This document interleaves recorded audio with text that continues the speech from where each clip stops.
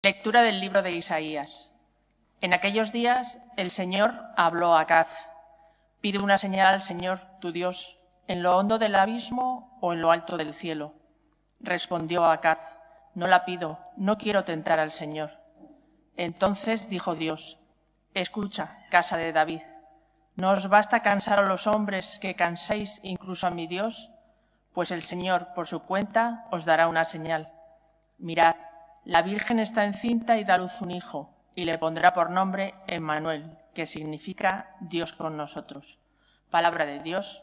Te alabamos, Señor. Va a entrar el Señor, Él es el Rey de la Gloria. Va a entrar el Señor, Él es el Rey de la Gloria. Del Señor es la tierra y cuanto la llena, el orbe y todos sus habitantes. Él la fundó sobre los mares, Él la afianzó sobre los ríos. Va a entrar el Señor, Él es el Rey de la Gloria.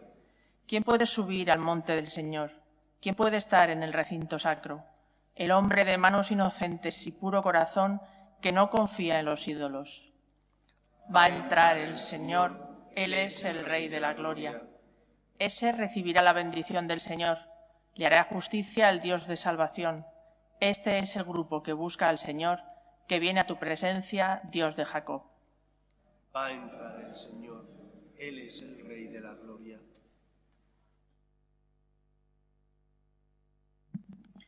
Lectura de la carta del apóstol San Pablo a los romanos.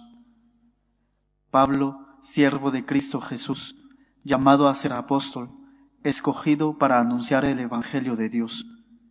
Este Evangelio, prometido ya por sus profetas en las Escrituras Santas, se refiere a su Hijo, nacido según la carne, de la estirpe de David, constituido según el Espíritu Santo, Hijo de Dios, con pleno poder por su resurrección de la muerte, Jesucristo nuestro Señor. Por Él hemos recibido este don y esta misión, hacer que todos los gentiles respondan a la fe, para gloria de su nombre. Entre ellos estáis también vosotros, llamados por Cristo Jesús. A todos los de Roma, a quienes Dios ama y ha llamado a formar parte de los santos, os deseo la gracia y la paz de Dios, nuestro Padre, y del Señor Jesucristo. Palabra de Dios. Te alabamos, Señor. Aleluya, aleluya, aleluya.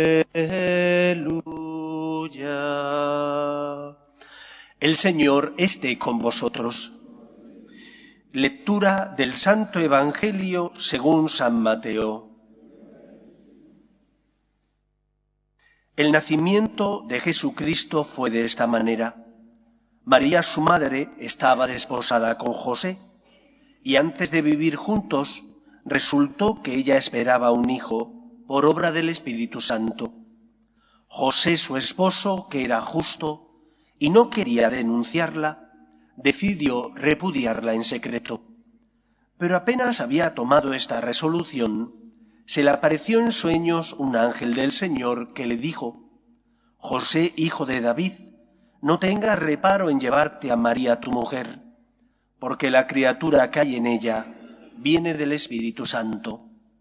Dará a luz un hijo, y tú le pondrás por nombre Jesús, porque él salvará a su pueblo de los pecados. Todo esto sucedió para que se cumpliese lo que había dicho el Señor por el profeta.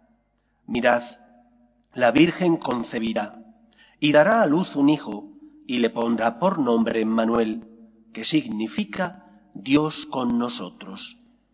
Cuando José se despertó, hizo lo que le había mandado el ángel del Señor y llevó a casa a su mujer. Palabra del Señor. Los sacerdotes, por regla general, tenemos, entre otras muchas cosas que hacer, la de escuchar.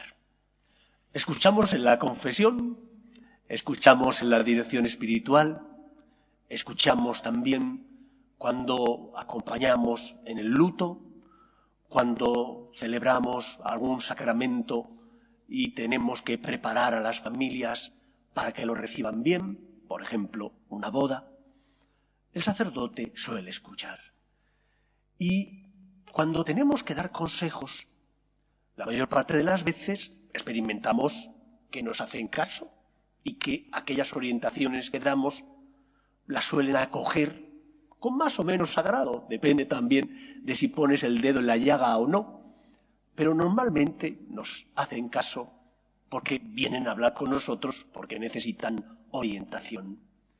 Pero hay sobre un asunto sobre el que como sacerdote diría, utilizando un lenguaje actual, que me siento a veces frustrado. ¿Y cuándo ocurre eso? Ocurre eso cuando papá o mamá ya son mayores y vienen a hablar con uno porque necesitan orientación. Han pasado los años, los achaques hacen mella en la persona y aquellos que cuidaban ahora tienen que ser cuidados.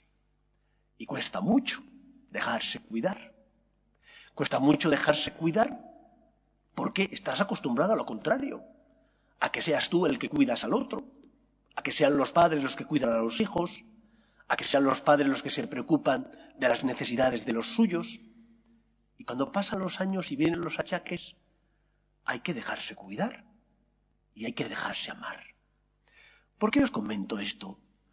Os comento esto porque el pueblo de Israel tenía experiencia del amor de Dios, pero muchas veces no se dejaba amar por Dios. ¿Por qué no se dejaba amar por Dios? Supongo que porque, como lo ocurría a nuestros primeros padres, a veces la soberbia nos lo impide. Vamos a celebrar la fiesta del nacimiento de Cristo. La encarnación es un hito en la historia de la humanidad. Un hito que viene marcado porque el Señor lo apuesta todo para salvar a los hombres y envía a su único Hijo. Pero nosotros nos dejamos cuidar por Dios o solemos pensar, es que Dios se merecería mucho más de lo que yo le puedo dar, es que por más que lo intento caigo una y otra vez. ¿Qué nos falta? Nos falta humildad. Humildad para dejarnos cuidar por Cristo. Humildad para dejar que Cristo, que es la palabra hecha carne, la palabra mediante la cual Dios Padre habla, nos ilumine y guíe nuestros pasos. Nos falta dejarnos cuidar. Estamos acostumbrados a pensar que lo tenemos que hacer todo con nuestra voluntad.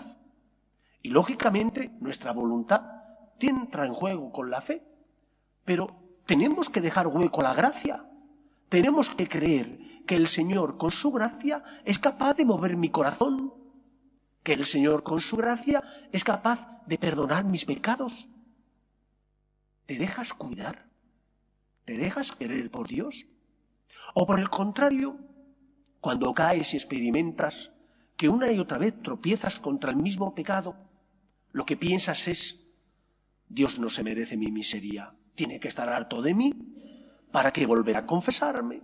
¿Para qué volver otra vez a la iglesia? Tiras la toalla. No seas así, no canses a Dios. Nos recordaba la primera lectura del profeta Isaías, cómo el Señor, que sabe lo que necesitamos, nos da pruebas de que nos ama, pero somos nosotros los que no dejamos que esas pruebas iluminen mi vida. San Pablo, que conocía bien la necesidad de los hombres, puesto que él también era hombre, dice, tenemos que ser fieles a los momentos de luz. ¿Qué son los momentos de luz? Los momentos donde hemos sentido el amor de Dios. Los momentos donde hemos experimentado que no estábamos solos, que el Señor nos sostenía en la enfermedad, en las dificultades familiares, en los momentos duros en el trabajo, y rezas y experimentas que el Señor te ayuda. No te quita los problemas, pero el Señor te ayuda. El pueblo de Israel tenía la certeza de que Dios actuaba en su historia, pero a veces no se dejaba cuidar por Dios, por soberbia. ¿Que no nos ocurrirá eso también a nosotros? Que en muchos casos nos cuesta dejarnos cuidar por Dios, dejarnos querer por Él. Es el demonio el que intenta que te alejes de él, del Señor. Es el demonio el que te dice, no lo vuelvas a intentar, no te confieses nuevamente, ¿para qué vas a volver a caer? Es él el que intenta seducirte. Pero no es verdad. Dios te ama. Y la prueba es la encarnación de su Hijo Jesús, que sin dejar de ser Dios asume nuestra condición para hacerse nuestro compañero en la vida, para ser nuestro cirineo y cargar con nosotros el peso de nuestras cruces para que sea más liviana esa cruz. Nunca estaremos solos si en lugar de tener soberbia somos humildes y le decimos, Señor, ayúdame. Si en lugar de tener soberbia somos humildes y le decimos, Señor, me fío de ti. ¿Por qué se fió San José? ¿Por qué San José llevó a María a su casa?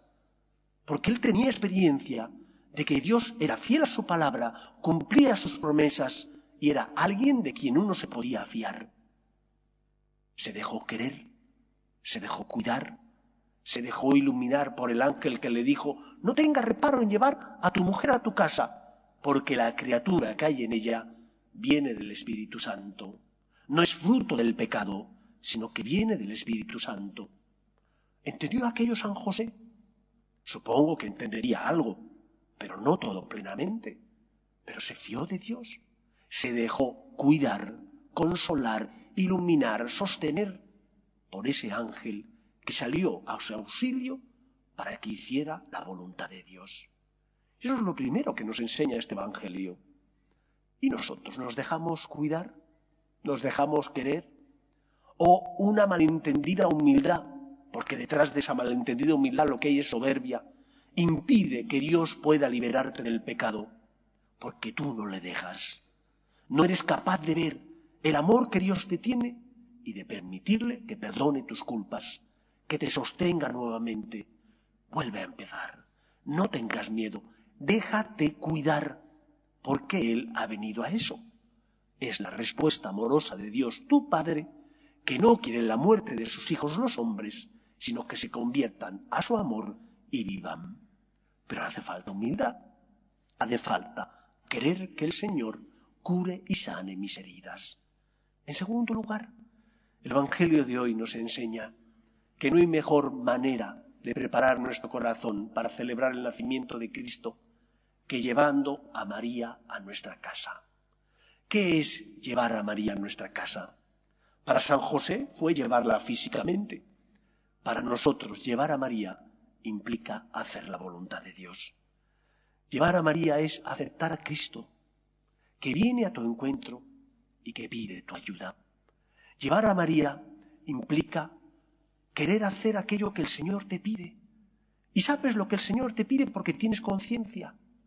Y sabes lo que el Señor te pide porque te dice que tienes que evitar el mal y hacer el bien. No solo basta, no solo vale con no hacer el mal, vivir los 10 mandamientos. Has de hacer también todo el bien que esté en tu mano. Pregúntate, ¿cuáles son mis dones? ¿Están dando el fruto al que el Señor tiene derecho? ¿Estoy haciendo aquello que el Señor espera que haga porque para eso me concedió estos talentos? ¿En mi trabajo, en la familia, con los amigos? ¿Estoy amando? Eso es lo que el Señor desea. Eso es llevar a María a nuestra casa, es decir, hacer la voluntad de Dios llevando a Cristo a nuestras vidas. Cuando desobedeces, no estás haciendo la voluntad de Dios. Cuando no haces lo que el Señor te pide, no estás llevando a María a tu casa. Llevar a María implica complicaciones. Claro que sí. ¿Pensáis que San José no tuvo dificultades? No solo las interiores. Esas las había solucionado ya. Como era justo, quería hacer la voluntad de Dios y decidió no denunciar a la Virgen. San José tuvo que sufrir las habladurías. Nazaret no era muy grande. Seguro que más de uno y una se irían de la lengua hablando mal de la Virgen María, porque aquello de que estuviera encinta sin que ellos hubieran vivido todavía como esposos no era fácil de comprender. Y San José sabía que eso iba a pasar. Pero por encima de todo, él deseaba amar a Dios. Y esta es la clave. Si yo deseo amar a Dios, Aunque a veces no comprenda la voluntad de Dios, aunque a veces no comprenda lo que el Señor me pide, lo haré, porque me fiaré de Él, aunque duela. Vivimos a veces un cristianismo muy burgués. Queremos un cristianismo comodón, un cristianismo donde Dios no me complique la vida. ¡Ay, caray! Pero es que somos discípulos de Jesús, eso significa ser cristianos. Y el Maestro, nuestro Maestro, murió por nosotros en la cruz. Y nos enseña que la salvación pasa por la cruz, es decir, por el amor. Por ese amor que implica que perdones. Por ese amor que implica que te des, que seas generoso. Por ese amor que implica que te fíes de Dios y confíes en Él y le pidas perdón y vuelvas a empezar. Duele, cuesta. A veces no comprendemos.